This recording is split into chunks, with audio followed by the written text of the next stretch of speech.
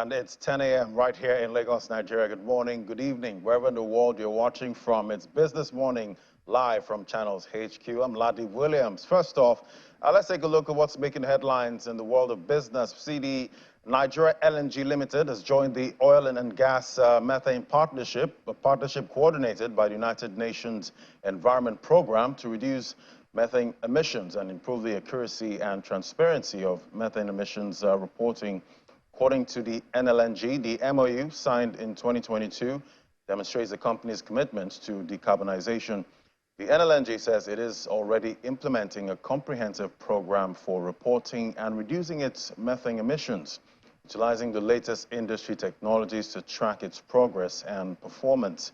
The gas company also stresses that the decarbonization journey will strengthen customers' and stakeholders' trust in the company's ability to take responsibility for the environment as well as remain competitive. And the federal government has launched 6 regulations to govern the activities of the midstream and downstream sector of the Nigerian petroleum industry. The regulations presented by the Nigerian Midstream Downstream Petroleum Regulatory Authority include regulation of operations, natural gas pipeline tariffs, gas pricing, and domestic demand. According to the NMDPRA, these regulations aim to promote industry growth, best practices among industry players enshrined in the Petroleum Industry Act. The NMDPRA adds that the regulations will help address cases of illegal movement of petroleum products as well as boost revenue generation. And to the oil market now, see oil prices fell today following 3 sessions of gains. See Brent crude fell about 80 cents to $75.89 a barrel in early trade. US WTI crude that also dropped about 84 cents, about 1.2% to $70.06. Be watching if that $70 level can hold for WTI. We'll drill down on what's driving the market right there in the global oil market after on the show. But in other stories now, we see the federal government has reiterated plans to open a grain hub in the country and has identified Port Harcourt, the River State capital, as a target. The Minister of Agriculture and Rural Development, Mr. Mohammed Abubakar, stated this during a briefing at the Federal Executive Council meeting chaired by the President, Muhammadu Buhari. According to him, Port Harcourt has been selected as the hub for the 25,000 metric ton of wheat expected from Ukraine, as Russia also extends its supply of grains to the country through the United Nations arrangement. Ukraine is sending in grains to Nigeria and wants to open a hub. This is probably a stale news just to buttress what you are talking about. Russia is extending the same hand. Now, incidentally, Nigeria has always maintained this kind of neutrality, if you will. We are free to trade, to deal, and work with countries across the sphere. So this is ongoing. When it becomes available, how much we are buying, or if they are given any, the United Nations is part of it. The same thing with that of Ukraine. World Food Program is also the one that is kind of the go-between between Nigeria and Ukraine. And the same thing with Russia. UN also is in the know. So it's ongoing. About 25,000 metric tons. So it's really on the sea already. And that of Ukraine will open a hub in, I think we're giving them somewhere in Port Harcourt, where this grain will be delivered to, and it will become a hub where perhaps some business trading might take place. I think it's a place for Nigeria that African countries can be coming to that hub for business. So that is something that we are looking forward to. We have not really finished the specifics yet, how much is coming into Nigeria from Russia. Nigeria has been dealing with Russia and with Ukraine. If we are talking about these 2 countries that are at conflict currently, they have been our trading partners in wheat, fertilizer, and perhaps some other agricultural equipment and inputs. And currently that is ongoing. I cannot tell you how much of that and how much of this. All eyes still on that Black Sea Ukraine deal there to see the grain deal to see if we get that extension we're all, waiting for at this time. But to our first conversation now, the failures of SVB and Signature Bank and tumbling banking stocks has raised fears of a broader economic collapse similar to the 2008 financial crisis. With the world being a global village, what is the risk of contagion to Nigeria's financial services industry? Joining me now is Professor Joseph Nana, Chief Economist, Development Bank of Nigeria. Join me from our Abuja studio. Great to have you. Good morning.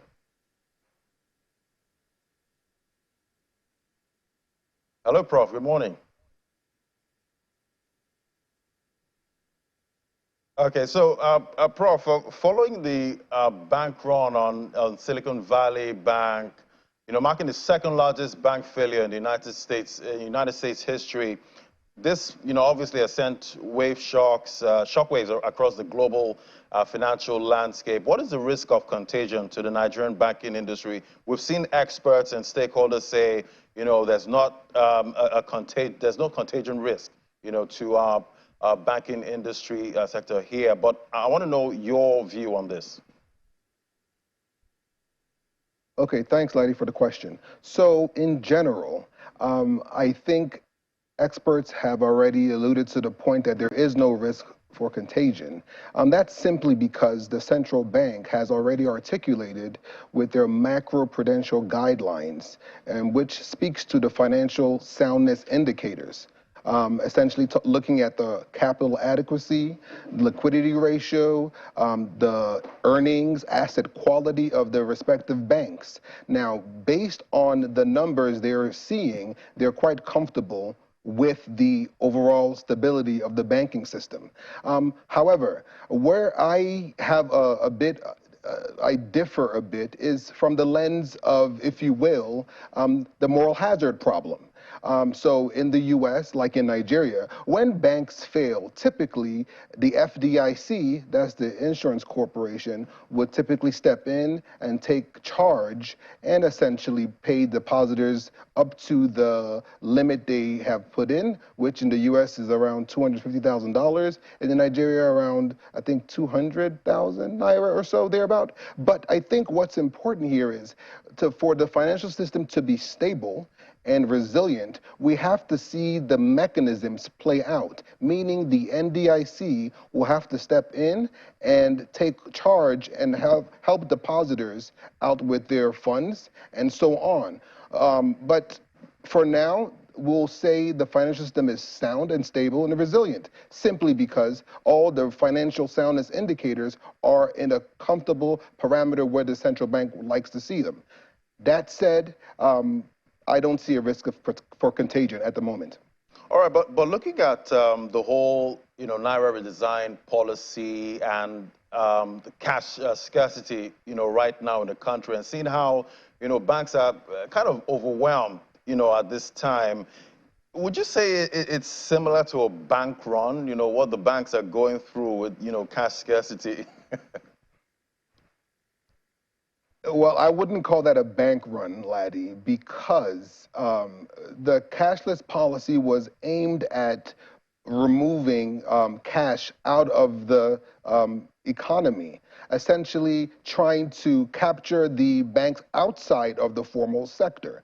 That said, for me, I look at it from the lens of the capacity of the infrastructure capacity to support the payment systems. Now, we've had the central bank governor come on to tell us his sincere apologies for the way it played out, notwithstanding households, MSMEs broadly went through, and broader, the economy at large went through significant struggles, trying to withdraw cash when cash was not available, trying to make payments in the platforms, and let's just say the deterioration of that caused essentially lowered activities in the banking system. So because of that, I'm comfortable saying that we can easily expect a lower GDP figure for this quarter.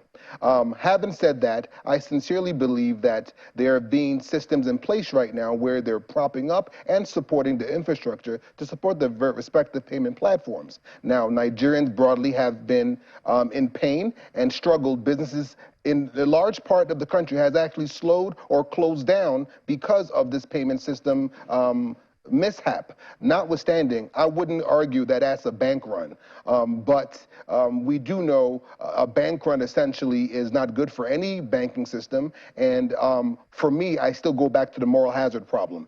If banks are challenged and they have to close down, then the deposit insurance company would step in and do their work. If they can't do their work, then we can't really say the banking system is resilient, because we have to test every mechanism within the system to demonstrate the resilience of the sector.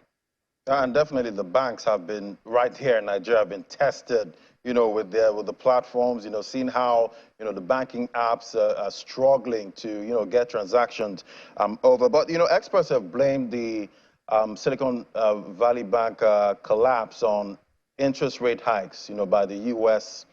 Fed. And, we did see yesterday, they did about 25 basis points. I'm sure, everyone expected that because of what's happening, in the U.S. banking industry. And right here in Nigeria, also raising rates to, 18% now. So would the best play for banks would be to not, to focus on liquidity for now, maybe not give out all those loans? What do you think happens to credit going forward? Well, the economic principle tells us that when the MPR, monetary policy rate, goes up, then the monetary authorities are signaling to the fiscal authorities that slow down on spending, because in the end, we're trying to say that we're taming inflation, and ultimately, to tame inflation, you sacrifice some level of economic growth. Now, what we need to see in Nigeria is a stronger coordination between the monetary and fiscal authorities. Back 10 years ago, well, maybe 12 years ago now, during the global financial crisis, the outcome or fallout of the global financial crisis told us two things. Easy money came to stay, and low inflation. Now, this crisis fueled pandemic, that's the COVID-19, and of course the Russia-Ukraine war, ultimately told us one thing. High inflation, which is totally different from what's occurring 2008, 2009. So if we know that is true, then the same prescriptions cannot apply in this context.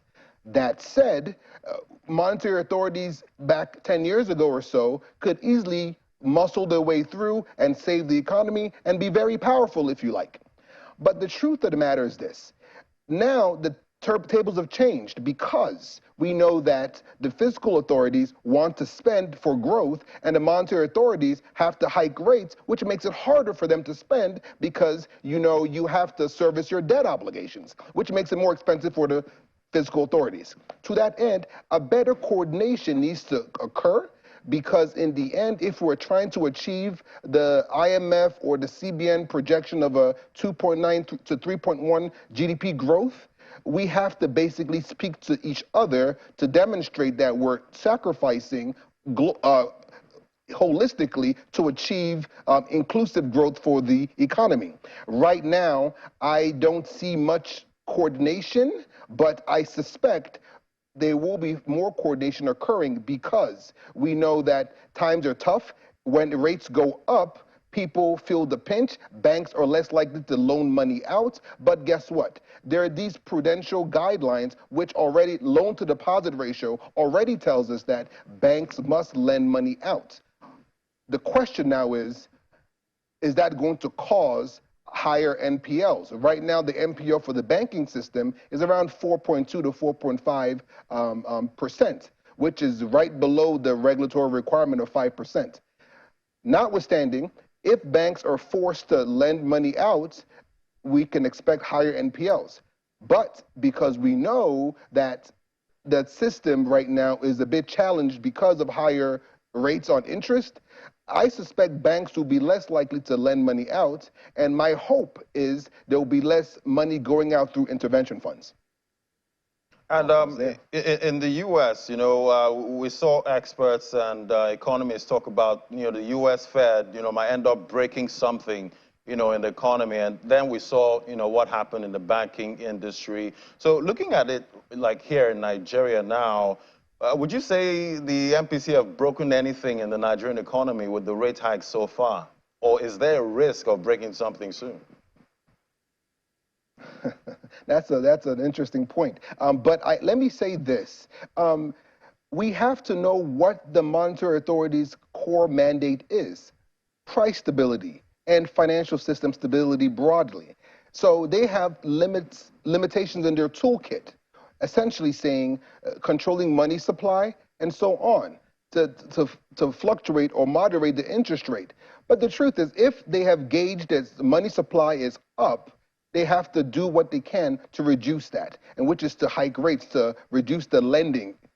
However, we know that it's not just the money supply that's the problem. There's this cost-push inflation, which is more or less a fiscal policy side too. So the fiscal authorities will now have to look at their plans on how they need to recalibrate to ensure that they're not spending as much, and they're taxing not necessarily at a higher rate, but they're broadening the tax base. That, to me, is ultimately what needs to occur. So the coordination needs to be deliberate, and it needs to be at least functional enough to demonstrate that both hands are working together to build an inclusive country.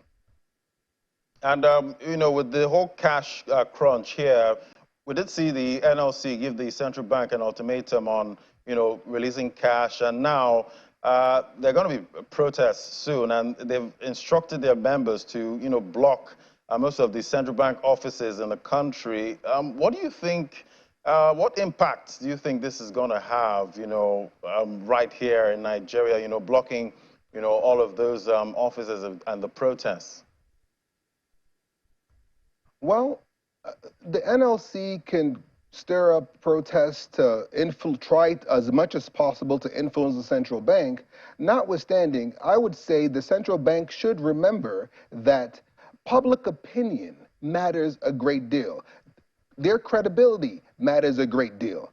But I don't see the NLC strong-arming the central bank to doing anything they're not willing to do, especially if it's at the detriment of the greater economy. Like I said earlier, the mandate of the central bank is price stability. And if their job literally is to hike up rates when inflation is up, then it's no longer their responsibility at this juncture. It passes the buck back to the fiscal authorities to recalibrate. So the NLC might be, unfortunately, barking out the wrong tree. My suspicion, however, is that the challenge might be with the cash. And if that's the problem, then the central bank will have to release as much cash as possible to kind of quail the uproar of NLC members and what have you. But notwithstanding, the payment systems, however, has greatly improved. So I suspect the idea and the implementation, albeit muddled up, has actually bared some positive fruits, because ultimately we've seen more and more people accepting electronic payments. You go into a taxi, you can transfer to make payments. You go to a market teller, you can transfer to make payments now. But the challenge is not everybody has collectively accepted this as a means and mode of payment. Notwithstanding, we've seen progress, and the NLC should try as much as possible to be patient, because ultimately Rome wasn't built in a day. And Prof, it's funny you say most of these sellers now accept, electronic payments, because I was able to, pay for my yam, recently, via transfer, and normally I couldn't do that before now. So I guess we could count that as one of the positives. But looking at all of this now, when the dust settles, how do you see bank customers interacting with cash, going forward after, let's take, for instance, the CBN releases enough cash, into the economy. Do you see them going on some kind of a deposit run, on the bank? Maybe they want to get out as much cash as possible, for fear of, another cash crunch. Well, that's a fair assumption. And the truth is, human beings are sometimes irrational. And fear makes human beings irrational.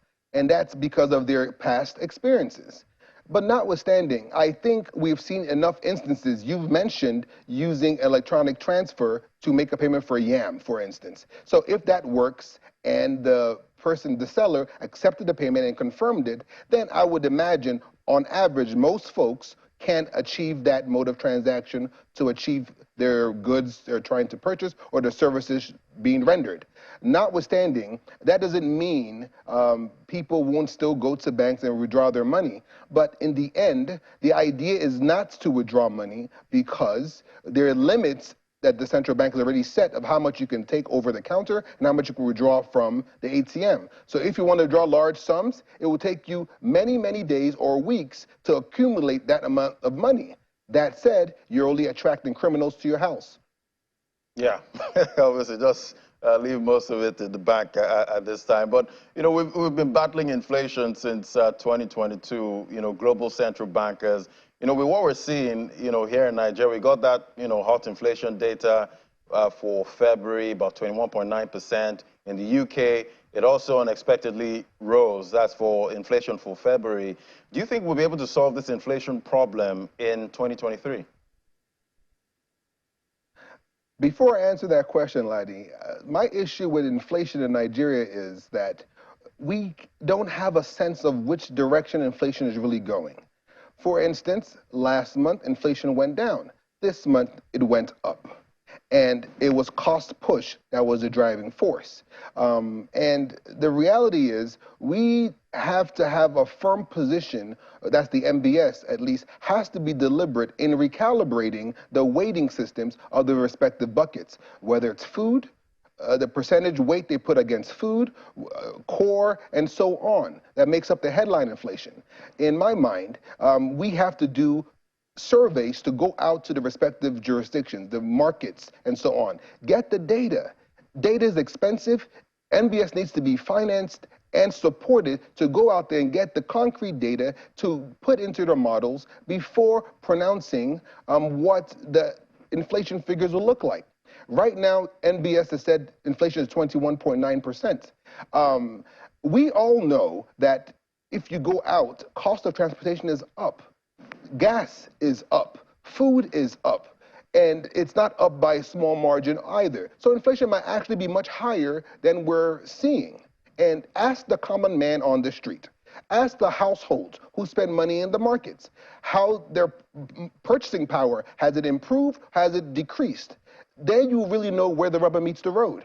But for me, I would be remiss if I don't say NBS needs to be supported in ensuring that they have the right financing to go out there and get the data in order to compute the inflation figures. Maybe we need to recalibrate the weighting system of what comprises of the weight for the basket of food, for instance. Is it core, energy cost, and so on? But by and large, I feel and I believe that in the end, once we see inflation and the reports coming in a timely manner, and it resonates with the people, because ultimately it is the people that will tell you if the inflation figure makes sense. Because I can tell you, the average person will tell you, inflation has gone much higher than the NBS is letting on.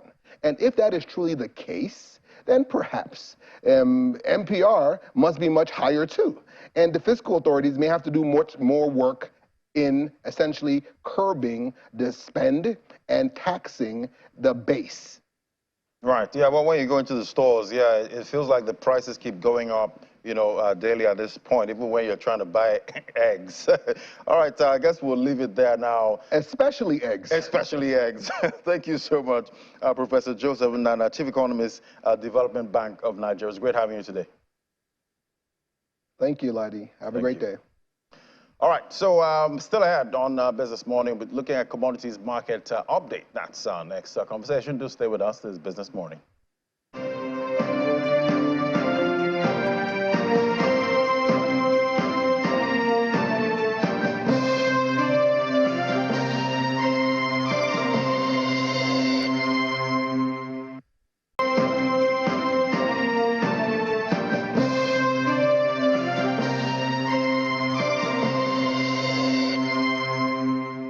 Welcome back. Still watching Business Morning. Now for commodities market updates, we have Dr. Desola Shimoni, Senior Analyst, Financial Derivatives Company. Great to have you, Desola. Good morning. Good morning, Ladi. Thank you for having me on the show. Great to have you. So it's definitely a rate setting season. And back here in Nigeria, we've had that 50 basis points hike. How are you reading this? Thank you for that question, Ladi. Like you said, it's rate setting season. More than 12 central banks globally had their rate meeting this week, with majority of them hiking their benchmark interest rates. In Nigeria, we saw 50 basis points, which is the sixth consecutive time the Monetary Policy Committee has increased benchmark interest rates this tightening cycle that is starting around mid last year. To now, our benchmark interest is about 18%. We've increased benchmark. We've increased the interest rates by around 650 basis points. Now, this came largely as expected. We forecasted a 50 basis points increase with 60% probability or hold. Now, it's important to understand that this 50 basis points is the smallest increase we have seen in this tightening cycle. Previously, we've seen 100 basis points, but this was 50 basis points, which could suggest, the beginning of the end of the tightening cycle. And also, this tracks actions globally, monetary policy actions globally. It's also important to note that inflation has still remained stubbornly high at 21.9% for February, increasing just marginally by 0.09%. And obviously, looking at inflation for February, one wonders, when do you think the rate hikes will, by the MPC, will have an impact, on inflation, to the downside? Okay, so typically there's a lag between when monetary policy benchmark interest rates are hiked and when we see the effect on the real economy, and also that depends also on the transmission mechanism, how strong the transmission mechanism is. In Nigeria, I have some questions about the transmission mechanism, but with this Naira redesign program, we've seen quite a lot of money outside the banking sector move into the banking sector. So that could help increase the efficiency or the effectiveness of monetary policy in driving inflation down. But also we need to look at the other drivers of inflation, right? Apart from the monetary factors, some of the key drivers of inflation are non-monetary factors, which monetary policy has no effect over. For example, insecurity issues in major plant growing regions. There's no way monetary policy has very little effect or even no effect at all on insecurity issues. Issues like cost of transportation, high cost of diesel, and even legacy infrastructure issues. All those issues, our monetary policy do not have any significant effect on. But I think that with more of the cash now within the banking system, I think we may begin to see some effect on inflation towards the downside. Also, base effects are likely to kick in now, so I expect that inflation for the next couple of months will begin to trend downwards. And yeah, we got the 25 basis points by the U.S. Fed yesterday. Some have tagged it a dovish, hike. How do you think the 25 basis points would be it, for now, if not for the banking crisis in the U.S.? So right now, I would not want to be Jerome Powell, right? Because he is in a very, very precarious position, trying to balance two of the key main functions of monetary policy. One is price stability, and the other one is financial sector stability, right? So in terms of price stability, inflation also in the US has been stubbornly high, and many people are raising the question that, since we've seen the most aggressive or the quickest pace of rate hikes in the US, the quickest pace we've seen in, I think, 40 years in the US, yet we are not seeing any big impact on inflation, and this is for a country that has better transmission mechanisms. I think one of the factors for that was during the pandemic, the economy was awash with cash. Like if you had a kid in the US, you get $1,200 as some form of social protection. So households still had huge savings from the pandemic. Then there was also the fiscal policy. There was also quantitative easing. So all of those are still on ground, and that is part of why monetary policy in the US has not really affected inflation as much as they would like. And as I mentioned, for a country whose inflation target is 2%, having inflation at 6% is giving everyone, especially the monetary authorities, sleepless nights. Now bring into the mix the banking sector crisis, with about 3 medium-sized banks going under in the United States. I think what they've done is the best they can do in the situation, also to inspire market confidence that our regulatory and oversight functions are still working as they should. The banks are stress tested and they're passing this test. And an investigation also has gone into why SWV failed, why those banks in the US failed, and what went wrong. Why wasn't it flagged in the regulatory oversight functions of the US Fed? But I think what they've done is the best they could do. 2 weeks before now, we're expecting a 50 basis points increase in benchmark interest rate to tackle inflation. But at this moment, I think 50 basis points would have caused the markets to panic. I think 25 basis points was just the right balance of not signaling to the market that we are still addressing monetary policy, while also we are still 25 basis points, I think, was a right balance of signaling to the markets that the US Fed is still focusing on achieving price stability, while also inspiring confidence in the structures in place, that the regulatory supervisory functions of the US Fed. All right, looking at currency reaction now, do you think the US dollar liked the 25 basis points? Because I believe I checked it this morning, it was down. No. So what is happening is, globally, also because of this banking crisis, because of the hikes in benchmark interest rates in the US, and as well globally, we are seeing a risk of sentiment in the global markets. Particularly, we have seen investors dump risk assets and moving to safety. That's why we are seeing the US dollar depreciate, lose against a basket of currencies, particularly Asian currencies. And obviously, that's feeding into oil prices. See, oil prices are down today after about 3 sessions of gain. I thought this was the one, that would take, oil prices higher, but it looks like it's going to be different. I think for the next couple of weeks, the global markets are going to be quite volatile, trading on technical factors. Any little, even body language from the US Fed chair is going to affect global markets at this time. So like you mentioned, oil prices are quite volatile.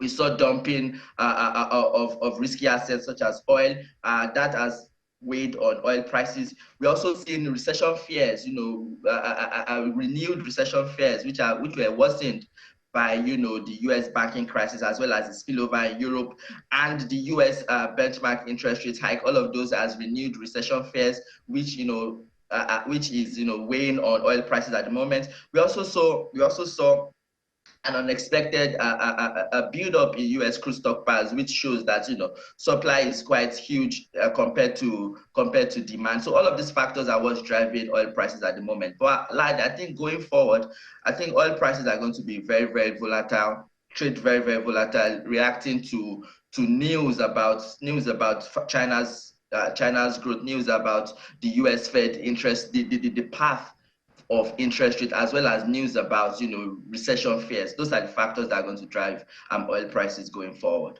With all of that news we're expecting, I'm wondering where the bottom is going to be. At some point, are we going to see Brent at maybe $50 and WTI with the way things are going?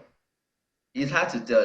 2 weeks ago, no one knew SWV was going to fail, right? And even oil bull like Goldman Sachs, who was forecasting $100 oil this year, now revised down what their forecast to, I think, about $94 per barrel. So I think it's no one knows, all bets are off at this moment. There's a lot of fear, particularly amongst regional small and medium-sized regional banks. There's a lot of fear that maybe this contagion, maybe we're going to see some contagion, and the US Fed is trying to inspire confidence that the FDIC is doing its work. Your deposits are was protected. They're trying to assure the depositors that their deposits are protected. On the other hand, yesterday the Fed Secretary Janet Yellen said that we cannot provide blanket protection to all depositors. So there's all of these factors driving sentiment and also driving oil prices. So I think it's very difficult to say what the bottom will be. We don't think oil prices will go as low as $50 per barrel, all things considered. But you never know, right? You never know. So you never know. You never know. Just like we didn't know when it hit the high, that it hit last year. But what's happening with domestic commodity prices? So domestic commodity prices, Ladi, they are mixed at the moment. Two big factors driving domestic commodities prices. So for commodities that have a longer shelf life, like we are seeing the prices of those commodities trend upwards. We are seeing, for instance, Gary is up 25% to 20,000 naira. We are seeing beans is up 33% to 56,000 naira. For other ones, the shorter shelf life, we are seeing them down because of naira scarcity. For instance, pepper is down 12% to 15,000 naira. Onions also down 9% to 32,000 naira. Now, in addition to all of this, last year, Ramadan starts today, I believe. So there's also going to be huge demand for some of these domestic commodities, as around 50% of the population is Muslim, and they engage in this mandatory fast. So this religious religious fast. So that's going to increase domestic demand for domestic commodities. But on the other hand, Ladi, where many of these commodities are grown, in the rural areas where these commodities are grown, it is cash based. So the cash scarcity has actually affected planting, because these people do not have cash to buy the input for their planting. They are planting less. So planting less means that the harvest is going to be smaller. Harvest being smaller means that there's going to be shortage of some of these commodities in the market.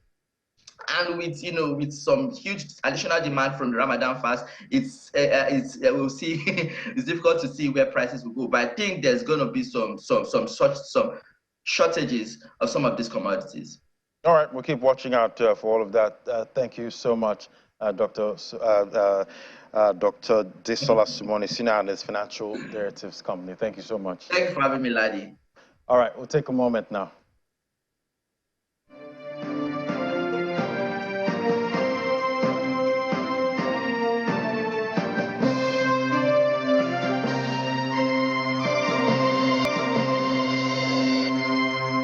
All right, now let's head on to the markets, and we have Ini with the details today.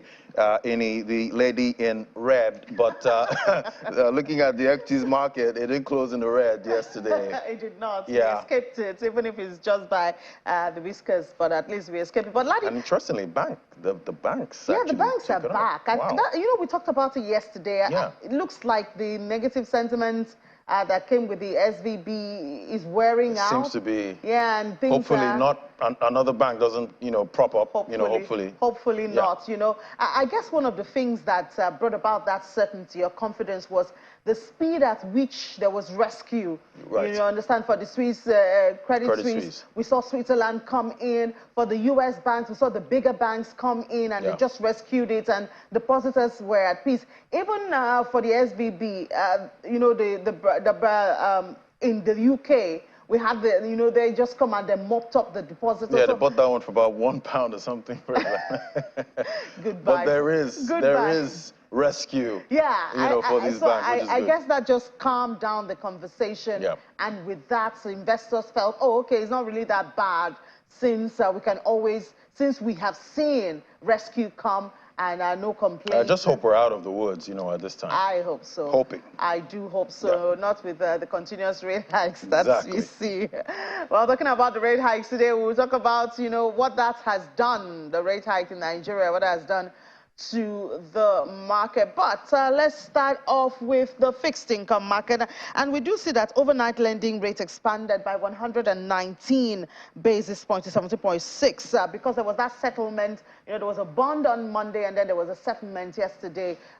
So we hope to see, talk more about that before I leave. But let's see the numbers now. With the federal government bonds, there were 78 deals valued at 72 billion naira. naira.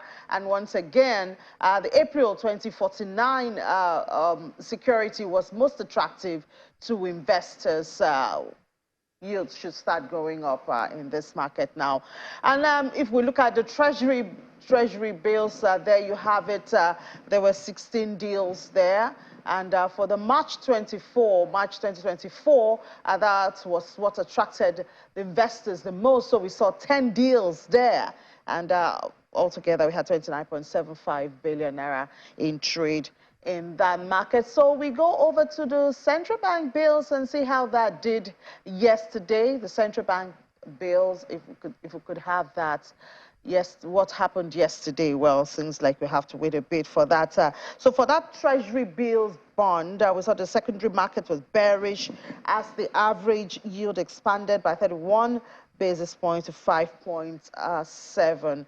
The FGM bonds yeah, we now have that central bank bills there. Well, there were 10 deals worth 19 billion naira. And once again, it was just one security that caught the attention of the investors. And that was the April 2023. That 10 deals, those 10 deals there are the worth of 20. And then the open market had just 8 worth 10 billion. Hopefully, we'll see more action or more activities right there. And also, you know, it will be interesting to note how investors are reacting to that 50 basis points hike by the MPC that we had. Now, just before we go over to the equities market, I believe we should have Princess. Now, Princess, good morning. Good morning, Princess. So we had that auction on Monday, and then we had the payout yesterday. Give us a picture of the response to the auction and what, you know, the payout. What is that? How's the market now? How's the market responding now? Good morning. Like we said, we had the March auction on Monday, and we saw the DMO raise about a total of 830 billion. Sorry, the subscription was at about 830 billion and raised about 536. Given where market liquidity was, that resulted in some form of tightness. Market was technically should be in a negative position. We saw a lot of players at CBN's window just also to settle that auction.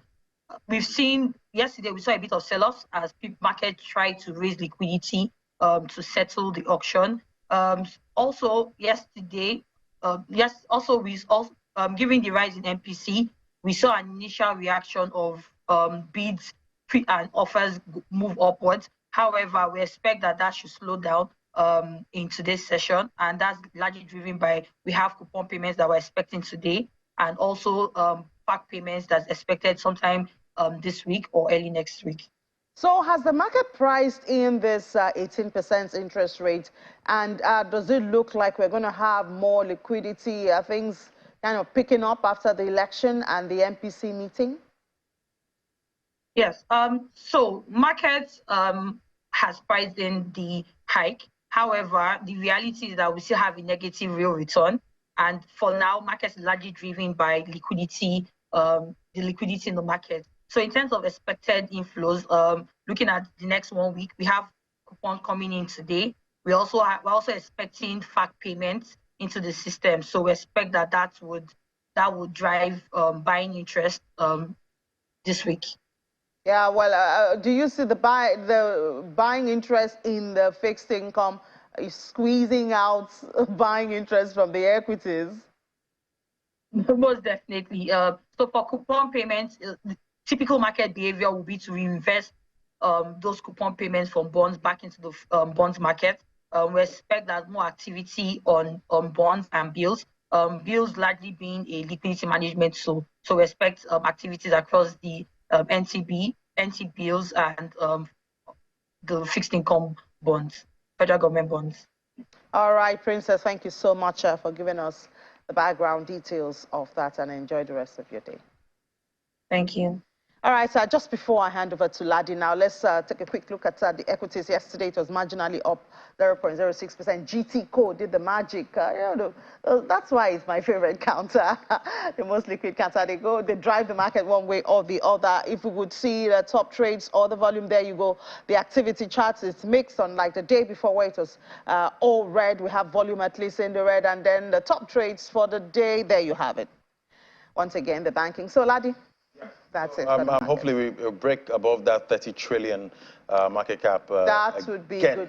That would be good news because that would be good news because the JSE, the Johannesburg, they were on 80 for a bit, and now it looks like 80 is very far away from them. They're struggling between 78 and 79. You know, so I don't know what's going on with the market, but we'll get there. We'll keep hope alive. We'll keep watching. Tough 2023. Tough. Yeah. Thank you so much. Thank you for having me. With the details there for all the markets. Well, let's head on to London now. We know it's monetary policy season. Let's get a sense of what to expect in the UK. We have Juliana right there in London. Great to have you, Juliana. So we got that unexpected inflation data for February in the UK, breaking a 3-month stretch of declines with a surprise rise, about 10.4%. Do we expect an unexpected rate hike from the Bank of England?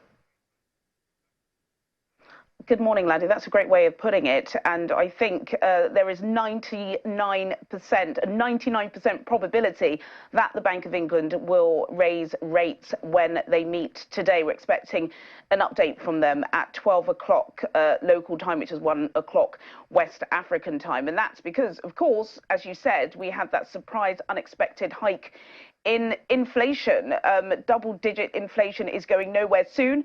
And of course, we were anticipating it to decline because that's what we heard from the Chancellor, Jeremy Hunt, when he was giving his spring budget last week. But alas, that's not the case. And it does appear as if Andrew Bailey, the Governor of the Bank of England, will be taking a cue from Christine Lagarde, the head of the ECB, and will raise rates, despite the fact that we know that the hike in the interest rates is what is causing a significant part of the banking collapse that's currently taking place. But as we know, inflation and bringing down inflation, making it easier to live for people who are already struggling, that's the main concern for central bankers across the world. So I think they're definitely going to be shutting their eyes and their ears away from what's happening in the global community to make sure domestically Britain is in a much safer place. Of course, there is a downfall of that, and the downfall is if you are a mortgage owner, you would have seen since December 2021, your mortgage rate is likely to have increased every month by about £428. This is on top of all of the other increases, so not great for millions of people. But of course, we know that inflation is crippling, it's spiraling out of control, and it has to be stopped, to quote the Chancellor. And talking about not great, not a pleasant one for Prime Minister Rishi Sunak. There's been mocked for claiming he's halving inflation, and hours after we see that red-hot inflation data. Yeah, you're absolutely right. Rishi Sunak, the Prime Minister, still kind of embattled. Big day for him yesterday. It was all about Brexit yesterday, and his past predecessor, Boris Johnson, who was giving a 3.5-hour testimony to the Privileges Committee about Partygate. Not only did the former Prime Minister Boris Johnson received a police fine. Of course, Rishi Sunak also received a police fine. In fact, he received 2. Another one he received when he wasn't wearing a seatbelt. That was all brought out in the wash yesterday. But the Windsor Framework, more important, because, of course, that's what he has been putting through to try and resolve this Northern Ireland Protocol. 29 influential Conservative MPs, backbenchers, including Liz Truss and Priti Patel, did not vote for his framework, which is quite an embarrassment to him. He had to rely on the opposition Labour Party to get it through the first hurdle. It will now go to the House of Commons. But yes, he's certainly a Prime Minister on the ropes and trying to get more headlines than Boris Johnson. Very, very difficult when Boris Johnson is hand in hand with the media here, the British establishment, which is he's very much part of that framework. All right, all eyes on the Bank of England. Now we'll get that update sometime later. See you at 1:30. Thank you. See you then. Thank you. That was Juliana. They're giving us the details from the UK. So now let's take a look at what's happening with other markets. Now we see Bitcoin there failed to break that 28,500 resistance zone, and we see the sentiment in the market also losing that 60 points, but it's still in greed, at this point, showing that, traders are still quite bullish in the market right now. Let's look at the market cap, still above 1 trillion, but down, pull back there, 2.37%, what we're seeing down there. Volume traded, that's up 2.44%. We see Bitcoin dominance sitting at 46.24%. A flip over now, see the price of Bitcoin this morning, $27,693, pullback of 1.89%, all on the back of that 25 basis point rate hike we got from the U.S. Fed. See, all markets reacted, and Bitcoin definitely wasn't left out. Let's bring in Olumide Additional now, financial market analyst. Hello, Olumide, good morning. Good morning, Ladi. Thanks for having me. So I know you're at Paris for Blockchain Week. I'm sure you're having a lot of fun there. What conversations are being had at the Blockchain Week? Well, the conversation is just we're seeing growing adoption in different critical sectors. We're seeing giants like Google, Microsoft, the NASDAQ really integrating with many platforms, and that has brought in very interesting concepts. But going back to the U.S. Fed's statement yesterday, really brought some concern across many stakeholders that liquidity crunch might really come to play in the long term. And also the fact that the U.S.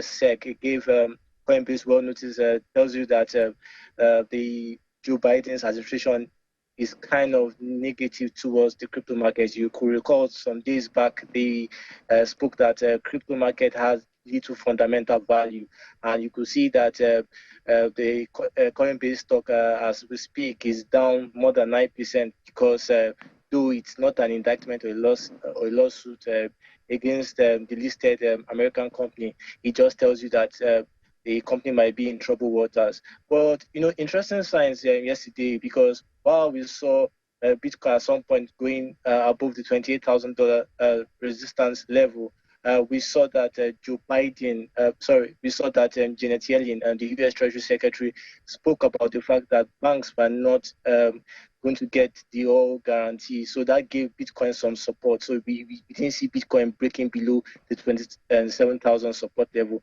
So Bitcoin right now is used to hedge against many bank stocks.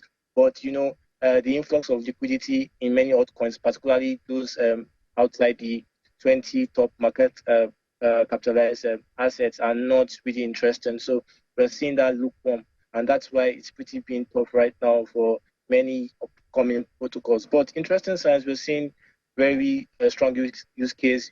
Coming back from Nigeria, we saw the fact that MetaMask, one of the largest self-custodian wallet, integrated MoonPay, so Nigerians can use their bank apps to make transactions, though the market rate is very higher than even what you get in the black market, but we're seeing adoption because MetaMask plays a very big role in the crypto space, and they mentioned that Nigeria is the third largest geopolitical market. That just tells you the dynamics about Nigeria. So it's been a very interesting time, but it also gives you concern that what is happening in the United States might really weigh down the crypto market in the long term, Ladi.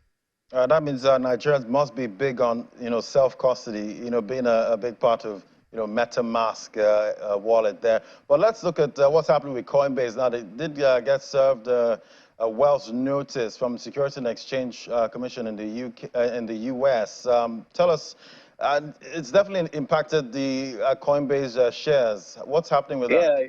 Yeah, I spoke earlier that it's down more than 9% as the time we're talking right now. But you also need to look at the fact that Coinbase has a very big and dynamic market in the United States, and also the fact that Kraken, the rival, settled with United States Securities Exchange Commission. Coinbase has refused. They feel that their tools are not contrary to the securities laws in the United States. So it's a fight that they hope they will win, but investors are not having that take, and that's why we saw sell-offs. And also, one of the pains Coinbase is having is that they feel that it blunts their competitiveness against many crypto exchanges, particularly Binance.